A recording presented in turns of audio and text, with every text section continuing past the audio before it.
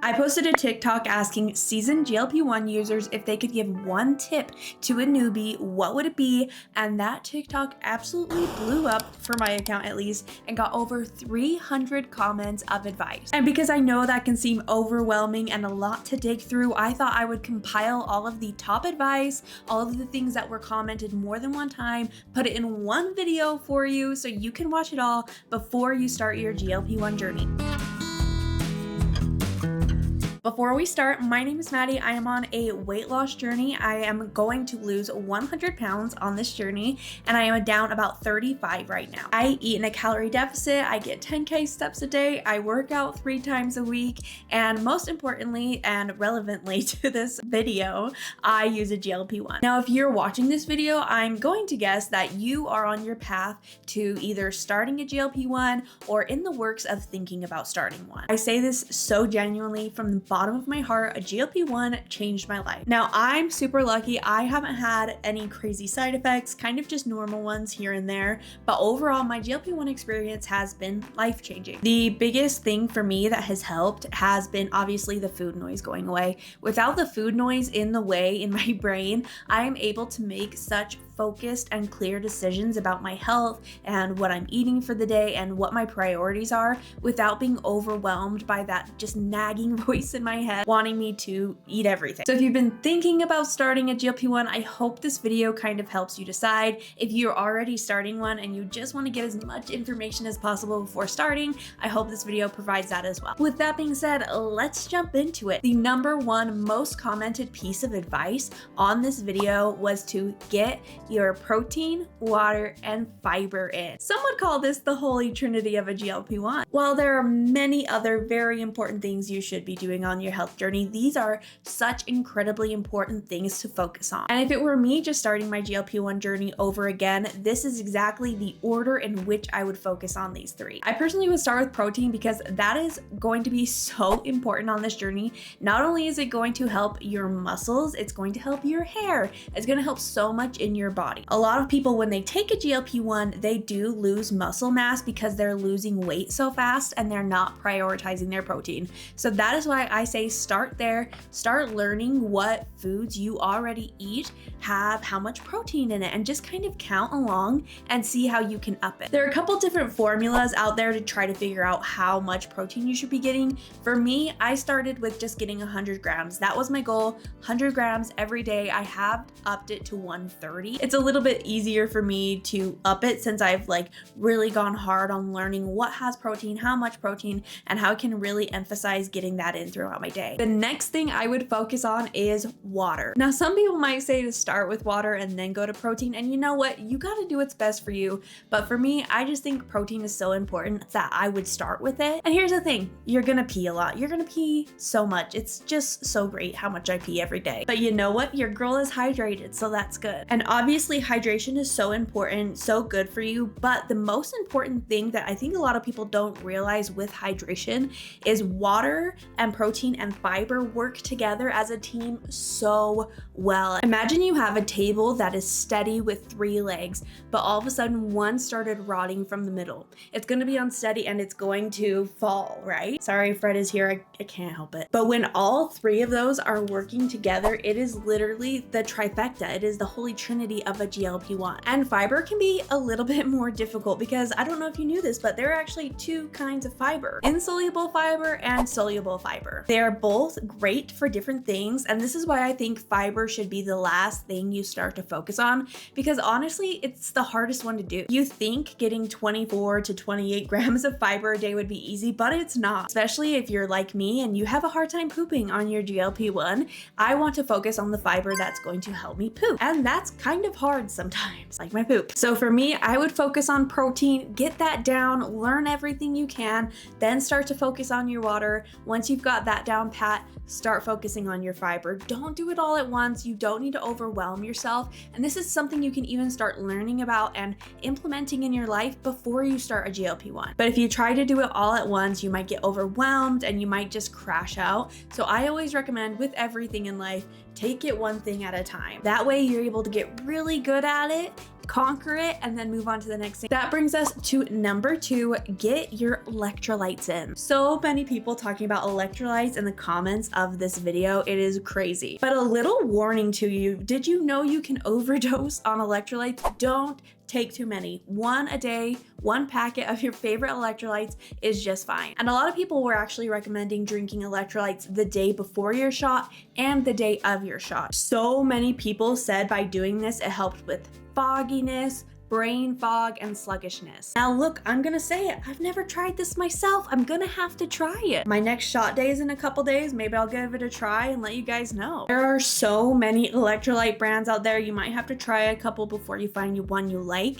I will tell you my favorite, and this is like not sponsored, okay? This is just genuinely my favorite. I look forward to drinking it, but it's the strawberry watermelon liquid IV. Oh, it's so good. So refreshing, so light, like not super sweet. Some of them are a little too sugary sweet for me. So good. If you have a favorite electrolyte brand, let me know what one it is and what flavor you love the most in the comments. I love trying new stuff like that, especially literally anything to make my water more flavorful. On that note, I would also like to add that drinking water with a flavor packet in it is still water. So if you have a hard time getting your water in, there's literally no shame in getting some of those flavor packets. Oh my gosh, my cat is just licking himself back there. I'm so sorry. It's his house, not mine. Number 3, don't rush your dose increase. So many people were talking about this, and I totally understand why. Staying at the lowest dose possible for as long as possible is truly going to help you in the long run. Just because it's been 4 or 5 weeks doesn't mean you have to go up in dose.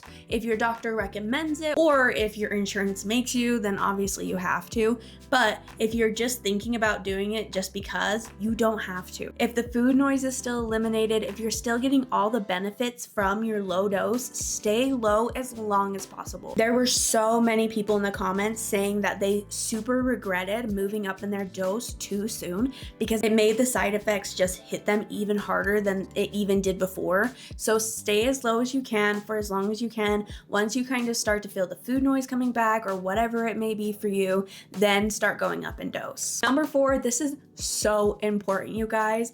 Do not compare yourself to others. There are so many people making content just like me out there, which is great. I love all the content. There will be a lot of people in their GLP-1 journeys that lose 15 pounds in the first month, which is so slay for them, so awesome. But like for me, that did not happen. Did not happen, has not happened. Probably will never happen to lose that much that fast. But every body is so different. Every body's reaction to the GLP-1 is so different. So you just cannot compare your journey, especially the beginning of your journey, to anybody else. So as fun as it is to follow other creators, especially if they're also beginning their journey like you, don't compare your journey and how much you've lost and how much time to anybody else. Comparison truly is the thief of joy, especially on a journey like this. So please don't compare your journey to anybody else. If it makes you feel any better, I am a certified turtle loser. I lose weight so slow. In the last year and a half, I've lost 35 pounds. And to some people, maybe that's great.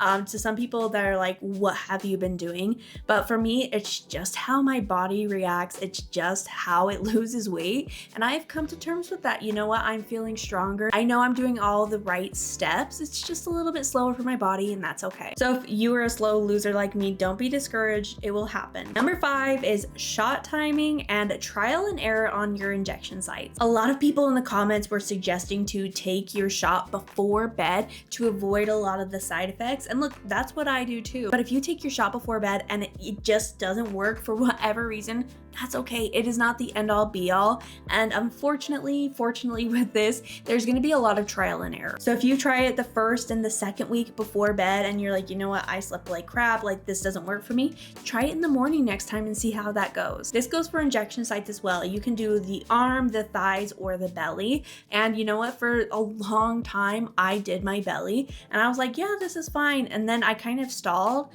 I was like, you know what, I'm going to try another site. I did my arm, but obviously I had to have my husband do it because like I had to pinch it and had to put it in, like it didn't work with one person. And that man is not a shot man. So I was not gonna make him ever do that to me again if I could avoid it. So I said, you know what? I'll try the thighs and see how that goes. And honestly, I've really enjoyed the thighs. Arm was weird. Arm made me feel weird, but again, that's just my experience. Some people swear by their arm and that's okay. So your first 4, 5, maybe even 6 injections, you might be switching place to place to see how they affect you. And after a couple months, maybe you'll want to switch your injection site to see if it feels a little different after doing it in the same place for so long. And with injection sites, as well as literally any other questions you have, obviously you can ask me, but please talk to your doctor, your provider. They should be pretty well versed on the side effects, injection sites, literally any questions you have. Now, number 6 was interesting, my friends, because a lot of people were saying to stay away from certain foods. And why this is interesting, because it's so different from person to person.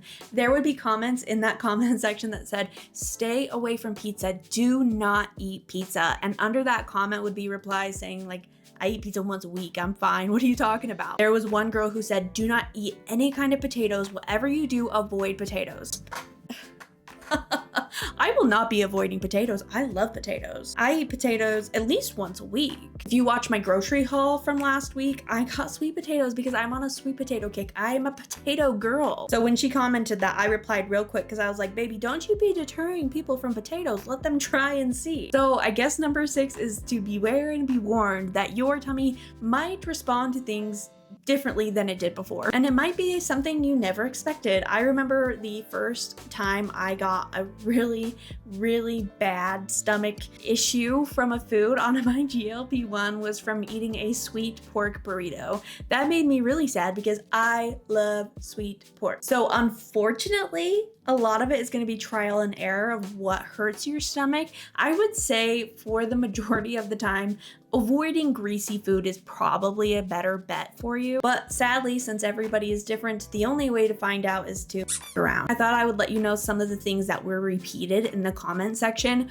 One was fried or greasy foods, like pizza came up a couple times. And then the other one was spicy food. A lot of people said they had the sulfur burps from spicy food. Always have Pepto on hand. Pepto-Bismol is my best friend. They have some that you don't have to chew, you can just swallow. I always have some on hand. Speaking of Pepto, number 7 is to prepare for common side effects. A lot of the common side effects are nausea and vomiting, headaches, constipation, heartburn, reflux, and sulfur burps. Like I said, I always have Pepto on hand, but guess what? I've actually always had Pepto on hand. Even before I was on a GLP-1, I've always had tummy issues, so I always have that on hand. But some other things that were mentioned were Dramamine, motion sickness patches, migraine caps, magnesium, and fiber supplements. Having these things on hand before you start your journey is super nice. So if something does come up, you don't have to run to the store to grab something. Or if you're like me, call your husband crying because you need him to go to the store to get something because you can't get off the toilet. Even if you don't end up using it, having it on hand just in case could be extremely beneficial. And again, this is not to scare you. I hope this is not scaring you, just kind of preparing you for what you might expect.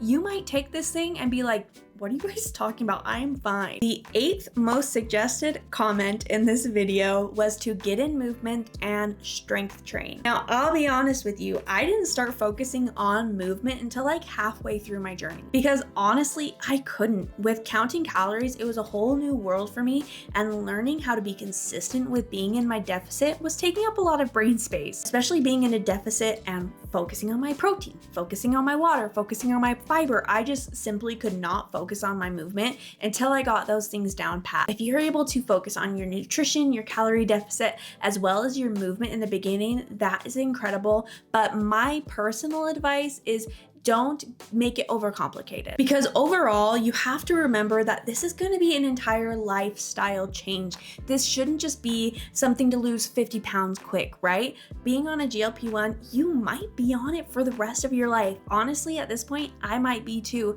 That's totally fine, but you need to make it a lifestyle change. You've got to focus on your nutrition. You need to learn about the things that make you feel good and what movement you love. It really will be all encompassing once you get it together, but focusing on everything all at once in the beginning might seem overwhelming. So even though it was suggested a lot in the comment section, I'm gonna reverse that and say, take your time, get in your movement when you can, and take baby steps at upping it. If right now you're averaging like 1,000 steps a day, but you really wanna get more movement in, aim for like 4,000 or 5,000. That gives you a totally achievable goal to set in sight. And then once you achieve that consistently for a long time, you can up your goal to 8,000 and then to 10,000.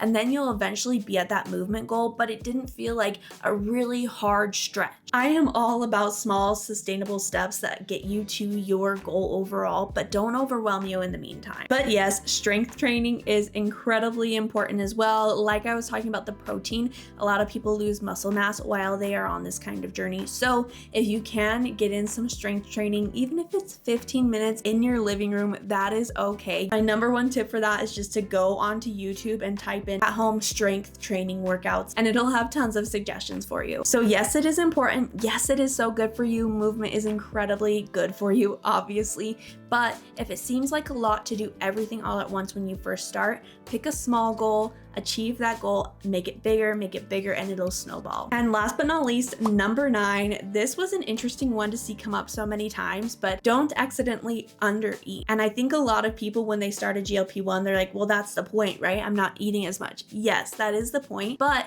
if you're not eating enough to fuel your body, then it's going to hurt you in the long run. If your body's not getting the calories it needs, a lot of times it'll hang on to what it has and you won't see the scale drop, which would be incredibly frustrating. So if you're trying to eat in a calorie deficit, I would recommend going into a TDEE calculator and figuring out what your calorie deficit is from there, and really try to hit that deficit every day. Fueling your body is so important. A lot of people in the comments recommended protein shakes. I highly recommend that as well. If you're on the go, super busy, you're just not feeling like eating, maybe your stomach doesn't feel too well, a protein shake is a great way to just get in some protein, get in some calories. Those were the 9 most common comments I got on the video asking the GLP-1 heroes out there who have been on their journeys for a while, but their number one piece of advice was. If you watch this whole video and you're already on a GLP-1, drop your advice in the comments for all the newbies out there. And if you are a newbie, I just want to tell you, you've got this. You are going to make just the best change for your life. I believe in you. This is going to be great. And if it's not, I'm sorry. I'm not making any promises. It should be great. I hope it's great. But if you did find this video helpful, I'm a small creator. I would love any love I can get from you. If you liked the video, give it a like, leave this secret emoji in the comments if you've watched this far. And if you do want to see more videos like this every Friday, go ahead and subscribe, and I'll see you guys next week.